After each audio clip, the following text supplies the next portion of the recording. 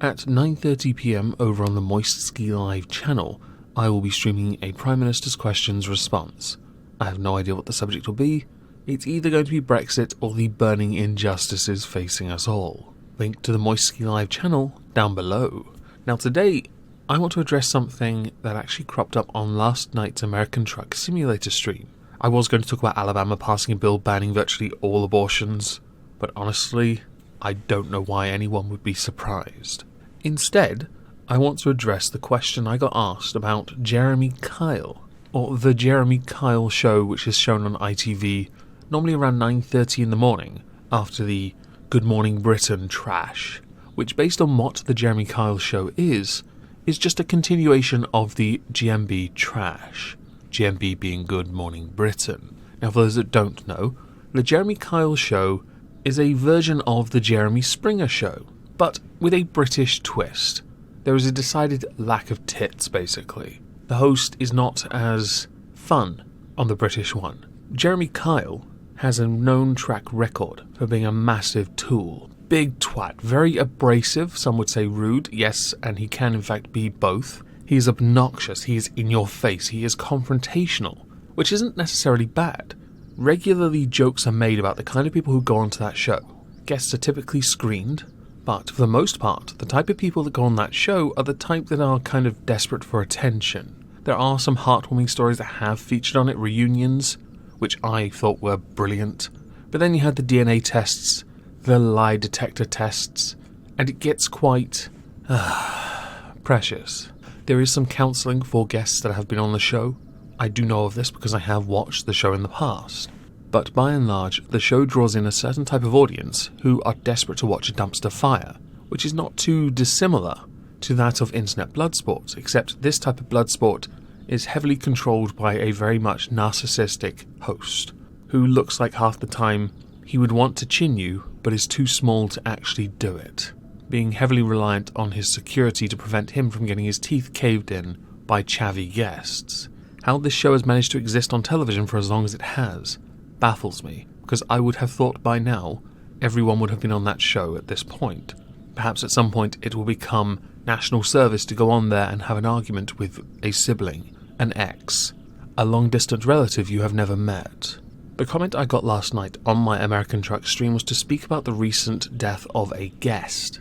The basic gist of it is, somebody had been on that show, not long after, took their own life. There are mitigating factors that naturally play into effect with regards to why they felt the need to take their life. I will not be drawn on that, past the point of admitting they were recently diagnosed with depression. That's too vague for me, though, to talk about, because there are too many different types of depression and too many different types of medication.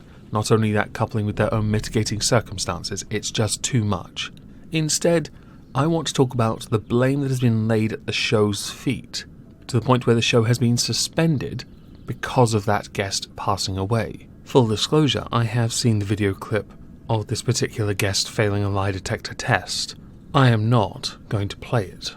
ITV are remarkably clever at copyright striking literally anything with their stuff in, and as they have made it a point to remove all shows off their own website, it will be inevitable that they would come for anyone that features their content. I will say, after viewing it, Jeremy Kyle was incredibly rude, and there is a big, nagging problem I take with a lie detector test. My main gripe is that they are known to only be roughly 60 to 70% accurate depending on which studies you cite. This is not a valid or accurate way of ascertaining whether or not someone is telling the truth. Therefore, using it to indicate someone has lied, but you can't actually prove they've lied because it is so inaccurate, it just slightly leans over 50%, so that's more of an indicator that they might have been a bit anxious. Their sphincter tightened just a little, which means it is not right that what Jeremy did was fair. And I know fair is a subjective thing, but with it being so inaccurate, it is not right to then rail on someone for failing a lie detector test. Does this mean they are guilty of the guest passing? No. The guest was screened, and the guest knowingly went on that show. The guest made that decision. That guest might have had depression before they even went on the show, but had yet to be diagnosed with it. and this was merely the straw that broke the camel's back. I am not trying to denigrate that passing, but merely open up the options and say that the show is not to blame. My personal belief is that the show should have been taken off the air years ago, not because of any controversy, but because it is absolute filth. But this particular filth, like most of its variants, and shows that it was inspired by, entertain many, many people, because watching people argue, fight, have temper tantrums, make excuses, not be held accountable, or be held accountable but refuse to see sense, is quite entertaining. It is delicious. Now, I should go back. I stated lie detectors are inaccurate. They are. So perhaps we should think about the options that are accurate that they should consider. I can only think of two. Perhaps the Jeremy Kyle show would like to use these in the near future. I did posit these ideas on my last night's American Truck Simulator stream, link below, where I stated I felt the only two options were Veritaserum, which last I checked J.K. Rowling said was gay, and a magic 8-ball, which thankfully doesn't feature in the Harry Potter world, so she can't declare it gay as well. Because of the suspension of the show, many have speculated that perhaps the show will be removed entirely. That is possible. But there was a rumour, and a few statements here and there seen, that said that ITV were not so much considering removing the show entirely, but instead keeping it off the air for the time being, until things blow over, to protect the show. The show is after all an asset, and ITV don't receive any of that delicious TV license revenue. So a show like the Jeremy Kyle show would make them a considerable amount of money for those who are usually at home from 9:30 till 10:30. Think of the age range and the nature of the employment, and I think you'll get the gist.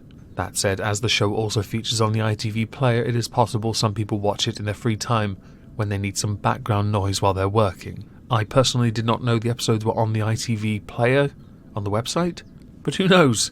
If I run out of crap to watch on YouTube, maybe I'll watch that instead. Oh, and while recording this at 10 AM today, I noticed that breaking news, Jeremy Kyle's show has been axed. It's no longer suspended, it has been outright axed because of the death of the guest. I find that to be more troubling, that guilt by association has been kind of played out. I don't think the show should have been cancelled because of it. The show makes a considerable amount of money from the views it gets and the ads it generates. A guest killing themselves isn't, to me, a valid reason for ending the show. But at the same time, I do understand why ITV would want to distance themselves over something that many have vilified for a long time. There have been a number of people who, when the show was suspended, that did come out and say because of it they were diagnosed with depression. But I would argue some of those may have lied, because we must exclude as many as we can. They must be scrutinised. Some may have had depression before they even went on the show, like the original guest I spoke about that passed away. There are so many factors that come into effect. Yes, okay, it does correlate and show that perhaps the show is not ideal for them. I would argue it never was for anyone to begin with. But since over 1 million people watch it, apparently I'm wrong. I look forward to seeing them try and find a show to replace it that isn't David Dickinson, the guy who basically is the living embodiment of fake tan. It will certainly be interesting to see how, going forward, people like Jeremy Kyle cope. I did go and have a look on the Jeremy Kyle show's Twitter, but noticed they haven't been active since May the 10th, which would lead me to believe that this is perhaps why they stopped. It would make sense after all. I know people are going to disagree with me, because a guest did take their life, but I know optics are the factor in this. I do tend to disagree at the same time though, because of how guests are screened before they go on there, because of what services are provided to those guests that have been on the show, and because I don't believe a guest passing away because they took their own life because they blame the show is a valid reason for ending the show. But I am more than happy to be wrong. I do think the show is trash after all. So if you do disagree with me, or you agree with me in fact, please let me know in the comments below. And if I don't see you tonight over on the Moist Ski Live channel for Prime Minister's Questions Response, I hope you'll have a lovely Wednesday, and thank you all for listening.